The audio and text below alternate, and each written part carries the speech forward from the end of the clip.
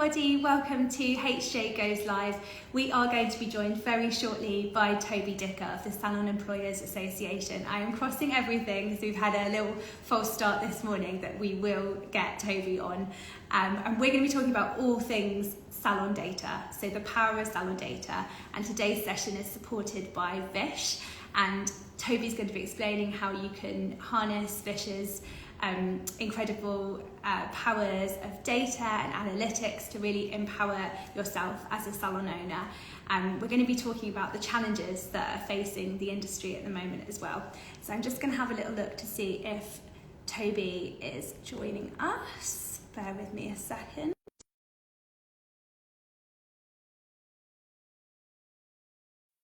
Shortly, and thank you everyone for joining. I can see Toby has joined us and he's going to be here very shortly.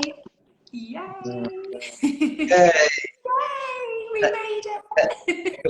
That is Toby. Sorry, I don't use this sort of this tool very often. How you doing? Really good. Good. How are you doing? I'm good. Yeah, just sitting there and ready for a chat. Yeah, cool. So we're going to be chatting all things the power of salon data, which sounds really mystical, but it's not. It's all about empowering yourselves with the facts, the figures.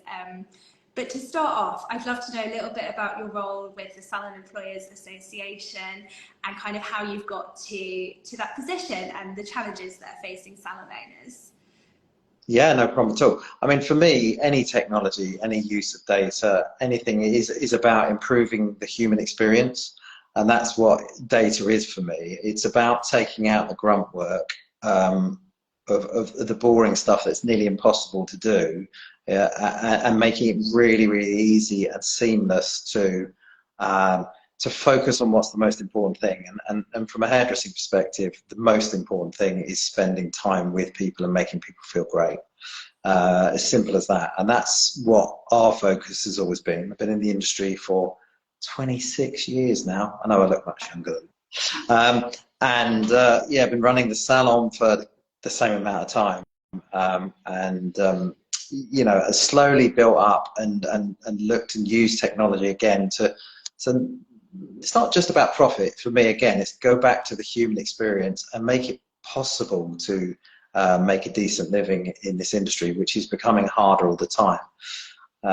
Salon Employers Association was set up by myself and other key industry people specifically to look after salon owners who employ and pay VAT and train the next generation. And so we represent specifically that part of the industry, but we're also collaborating with 4 other organisations now. So the Hair and Barber Council, Fellowship for British Hairdressing, Men's Hairdressing Federation, the Freelance Hairdressers Federation, because together we're much more powerful. And we've been from nothing. We've been very successful at getting government to listen to us. So there's a lot coming the industry's way in the next 2 to 3 weeks, or maybe in the new year, that really makes it easier for us all to understand what we're supposed to be doing. So Salon Employers Association, yeah, we're very, very proud of that, and we're working alongside HMRC to make the guidelines much clearer, but also to try and fight for a level tax playing field across our sector, but also across the high street, because we recognise that the hairdressing industry contributes more per pound than any other, and we just want the right people in front of the right people in government to make sure that we're heard properly, really. But I know that's a long intro, but and we're talking about data today, but you know, they're the things that I do and what my focus is. Amazing.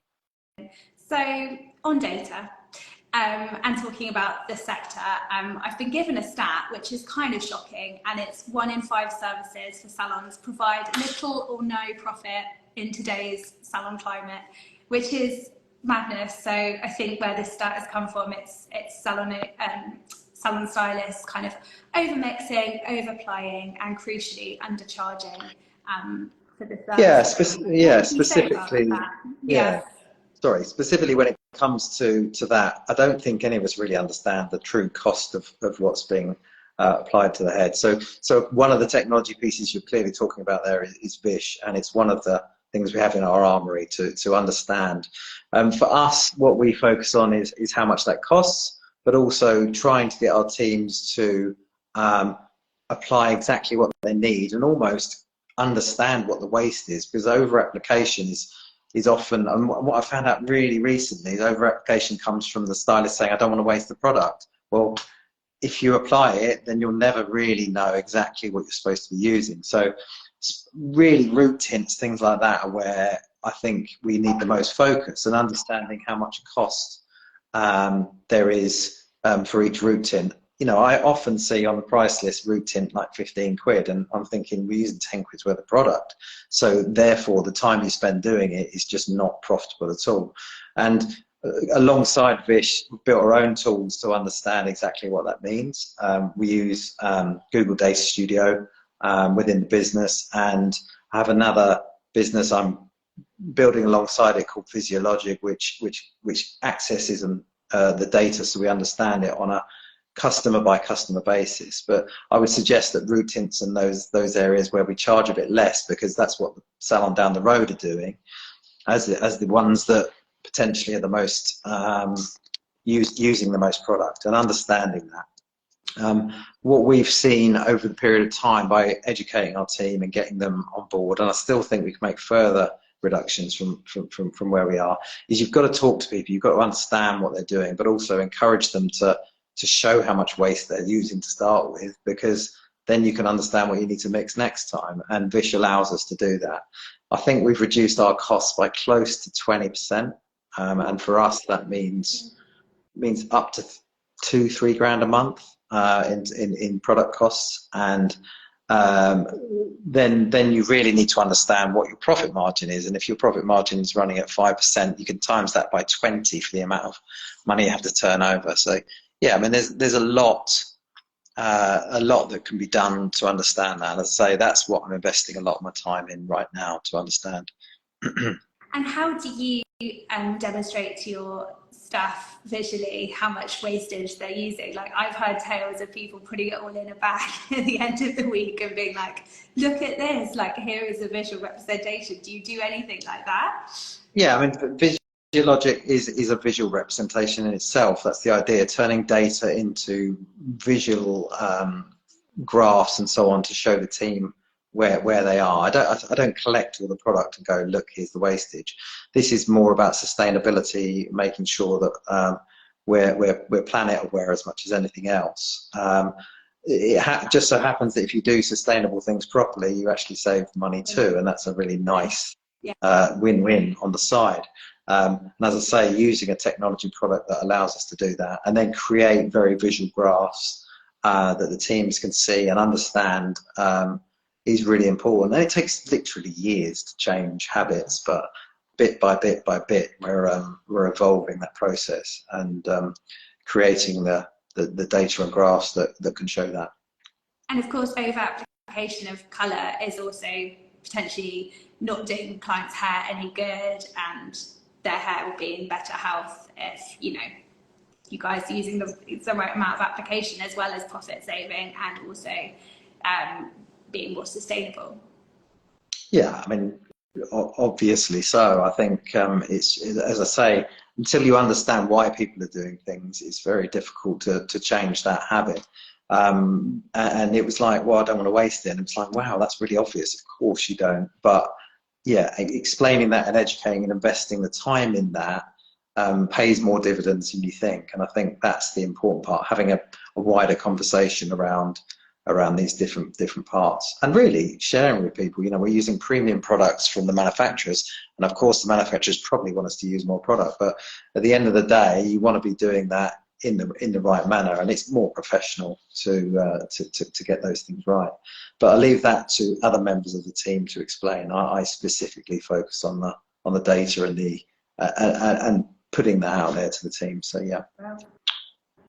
And just briefly, I guess we can touch on the challenges that salon owners are facing more broadly in the industry. Would you like to share a couple of examples? I'm sure everyone watching will be all too relevant and know about these challenges. But I think one of the most important things right now is there is an opportunity to to come together as an industry and really fight for what we're asking for. This week, where we're putting something out from the apprenticeship and skills minister's office for people to have a say in what the next generation of training. We're fighting really, really hard for apprenticeships and so on, because the college route into the industry is a disaster. We're fighting really, really hard for a level tax playing field, because at the moment it feels like the industry is just doing whatever it needs to. I think we're driven in decision making by fear right now. That's my feeling in the industry. I might be wrong, but it feels like people are just scrambling. We need to come together. We need to have a unified voice. We need to understand where we are. And for the Salon Employers Association, that's making sure that we have a next generation. We have the ability to train, because salon owners are squeezed so much right now that they're not necessarily making the wisest decisions. That's just my feeling. I think at the moment, the way we price in our industry is, what does the salon down the road do, rather than really thinking about the costs. And I think it's time to show a unified voice across the industry. The real challenges are around the taxation system. As I say, making sure that everyone understands what that should be. We would really, really like to follow the Irish model of tax, which has been proven to massively increase employment and skills and growth within the industry. And the Irish are in a very different position from here in the UK when it comes to that. And I think the other thing that we do is what's happening in the industry right now, I can tell you from my data, is that customers are coming back, but they're coming back way less often. And I think what happens, if you feel that in the till immediately, you'll be saying, well, we've got no one coming in. So what do people do? They start to discount, they start to devalue what they do, they start to try and undercut the competition. There are no more customers. There are no more customers out there. They're coming less frequently because of the times we find ourselves in. We as an industry now to stand up and respect ourselves and actually charge our worth, because all we're doing is undercutting each other and we're forcing the price down. It feels like a race to the bottom when people are doing colour sales in November. There are no more customers. They all want to come into December. So hold your nerve really, as much as anything. I think when we discount by 50%, especially for new customers, that would really put out there that you're not worth that you're not worth it, but also not realizing that the costs you have already are going to kill your margin. They're going to kill everything you've got in terms of your margin. And I think you're better off having half the business than all of the business at half the rate. And we're all doing that to each other. So really, really have a think. Talk to your local businesses. Be more open. Let's try and understand this. There are the same amount of customers coming less often. So we need to hold our nerve. We need to have the respect on prices that we do. And I can tell you that's exactly the data I'm seeing. Retention has always been my number one key. And I can see that customers don't come back quite as often for the 3 months, but they eventually do. So that's what I really think the industry needs to know. And I think we need, across the board, I think we need a new type of business education where we're really open. We have open forums. We do things like this. We create business education that's exciting and interesting and that people can really see the value of, because I think creativity has always been at the forefront of our industry, but we've now got, we're not thinking logically. I think we're making decisions based upon fear rather than saying, right, here's the real data, here's what's going on, here's where I can really make changes to the business, and here's where we can really add value. And understanding that customer behavior, that consumer behavior, using really good software. For me, that's Vish. I use Forest. Forest are really, really helpful. Their data is amazing. They have a lot of education in that respect. So So for me, that's been part of the reason why we're changing, and we're helping and developing our own reports based off the back of that. And I think let's all share, let's all have that knowledge and trade equally. But please, if there's one thing you do, stop discounting, for goodness sake, because in January, when it gets really, really tough, you're better off having that downtime to plan on your business and have half that business than charge half the money, please, because that's what we really need. And long-term gains rather than short-term gains. Yeah, it makes me feel really emotional that we don't do this as an industry. It makes me, I feel there's almost pitting ourselves against one another. I think a lot of people don't agree with my views, and that's fair enough. Everyone can have their own opinions, but I understand that and respect that. I'm welcome an open forum about it, and it's why we've come together with the other 5 organisations. We've said we've come together with those 5 because, yeah, we're representing freelance hairdressers. We're also representing men's and barbering, but the 5 organisations have come together on key specific things to make sure we're seen together as an organisation, and that we can make a difference. And that's the only thing. Join one of those 5 organisations, please, because they have got your back and they really, really want to make a difference. And we are speaking directly to government. And, you know, use tools such as Vish or whatever. Find out what your KPIs are. What are you spending your money on? What do you need to do to understand your business better? Focus really hard on retaining your customers, because that's the way money, you know, that's the way you'll safeguard your future. Yeah, it's be really smart. I'm open to people messaging me direct. I'm rubbish on social media, as you've probably already seen. It took me 10 minutes. I'm rubbish at joining. So message me direct if you want, and I will answer with any questions that people have. It might take me a little while to get back to you, that's all I'll say. Or message direct Salon Employers Association or any of the organisations I've talked about, because we need to be together now, guys, because otherwise we'll have no apprenticeships, we'll have a race to the bottom in terms of pricing, and we'll have no real business understanding. And I'd like that to be, you know, something that we together focus on next year. I think the thing that underpins all of this is data and results and reports and showing the proof is in the pudding, right? Like, you need. Yeah, I totally, I do. Yeah. No, I do agree with that. I think it's really, really important to have the knowledge and have the data, but know that this industry is about people. This industry is about people and relationships first. If you focus just on profit or this or that, or you'll get scared or fear drives you, it's not going to end up pretty. You've got to be amazing in front of those people. You've got to focus on them coming back. Data shows you the results of doing other things really, really, really well. So if you stop using the amount of colour you were, if you measure that properly, if you use the tool properly, it will give you the results. But invested the time in understanding that and using the tools properly. If you spend great time with your customers and you look after them and you follow that up and you use the right marketing tools, you will build that real relationship with people and your retention will go up.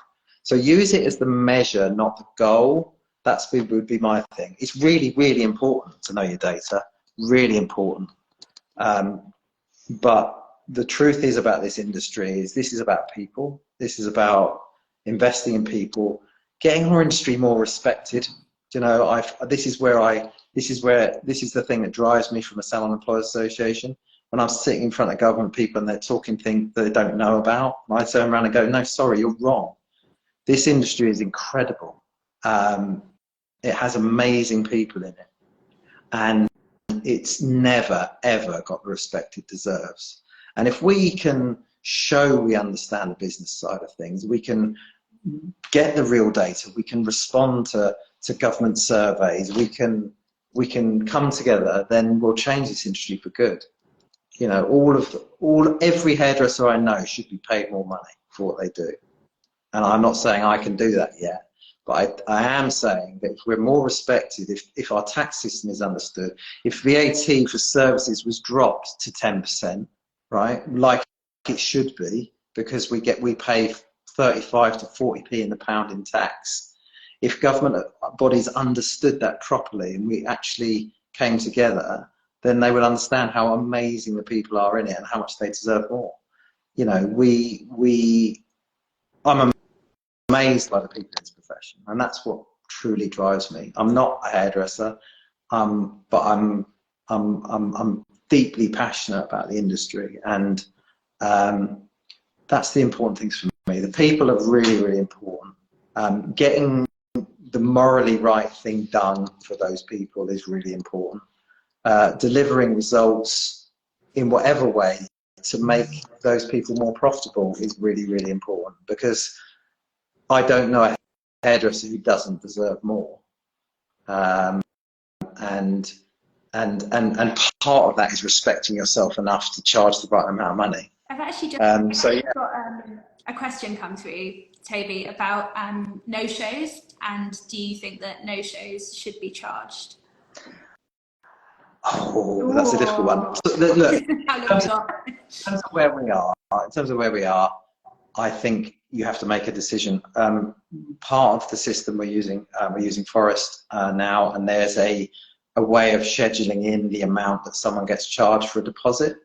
Once they've no-showed, that goes up to a certain level, so you can change the levels. And I think after a while, absolutely they should be. In fact, you don't want customers like that in your business. I know that sounds harsh, but they need to respect your profession. What I think is happening right now, though, and I think we have to be really careful, is that people are cancelling last minute because they can't afford it. So when you send out a 2-day reminder, they go, shit, I've got an appointment, I need to cancel it or move it or change it. That's happened hugely throughout this. How do you feel about taking payments up front and having that? Look, with some customers, I take full payment up front because they've done that to me, and that's a business choice I've made. With others, I think if we start penalising people for not being able to afford something, I think we'll be in trouble. What I would focus on, and what I'm looking to develop, is a way of marketing to those people a little bit earlier and explaining the story about what a cancellation does to the business and how it does it. So, you know, a couple of weeks out, reminding them of the appointment, saying how the teams at this time of year really need to make sure that they've got as much in the book as possible, encouraging that person to maybe make the change earlier. I think what's happened in the industry is that it gets to 2 days, they go, shit, can't afford it, and move it. So that's a bigger problem probably than no-shows right now. Anyone that no-shows 2 or 3 times to you, yeah, charge them. Why not? I have no problem with that. And if they don't respect that and they don't respect you, then you don't really want them. So absolutely, I think penalising anyone that's not done it before or can't afford it is a very dangerous game to play. So you've got to assess that for yourself and take the time. And I suppose the other thing that I say is the thing that I've always learned really about business, and especially at this time, we're all really desperate and we're really keen to do everything, is that I've had the fortunate position of being able to be very strategic about my business. And I think any business owner needs time to be strategic, needs time to stop. Any time you invest in that will pay off in the long term. And maybe not this time before Christmas, the busiest time of year, of course not, but in January, when it comes, force yourself to make these decisions, really look, really think, really invest in the time in things that can improve your business. And as I say, for me, technology is a really important part of that. Anything that can reduce costs right now, well, they go straight on the bottom line. Any costs you save using Vish would put value straight on the bottom line. And I think we don't realise that. We don't see, if we save £1, it will stop us having to turn over £20. That's the way I see it. But it might even be more than that. If your profit margin is little or nothing, if it's 1%, you've got to turn over £100 to make £1, and that's where the industry is right now. So we need that education, we need that growth, and we need say, the industry to come together. Join us. Join one of the organisations we talked about. Look at what's coming from us as a bunch, and invest in what is right. But invest is what I'm saying. So really think about where that spend is going. Really think about what you're spending on your whatever it might be, your telephone system. We've got a great telephone system from Mutu that makes sure we don't miss any other calls. So that's a really, really positive thing. So the technology we have is all about making sure we're adding to the bottom line. It's always got to save you more than it costs, and that's why we invest in the technology we got. So yeah, and it's all very well just saying data, but data is turning that into something that is really easy to understand and visualize. And there's a lot of words bandied around at the moment, things like AI and this and that and the other, and I'm a bit wary of those things. But pick 3 things that are really important to you. Think about technologies that can help you make those savings, or improve your customer experience, or make sure your customers come back, or guests as we call them, and invest in them, I think. Thank you very much for your wise words. I'm sure people will be scribbling down notes, making loads of action points to do after this chat. And a huge thank you as well for Vish today for sponsoring the chat. It's been an absolute pleasure. Thank you so much for your time, Toby. No problem at all. Thanks to Vish. And as I say, if anyone wants to see some of the data and visuals that we've created, then message me, and maybe I can organise another chat with some of those people. Awesome. Thank you so much. Have a good rest of your day. Thank you. Cheers. Bye. Bye.